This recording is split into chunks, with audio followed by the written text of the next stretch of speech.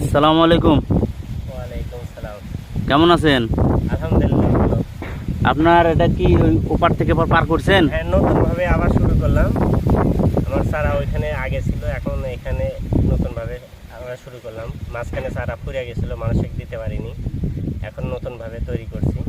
নার্সারির নাম কি চেঞ্জ করছেন না ওটাই আছে? হ্যাঁ, ইয়ামিন নার্সারি আছে।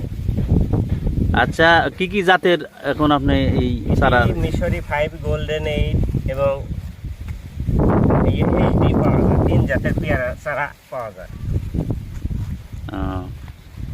সুপ্রিয় দর্শক, দেখতে পাচ্ছেন বিশাল পেয়ারা চারার আর কি নার্সারি। তো আপনারা নতুন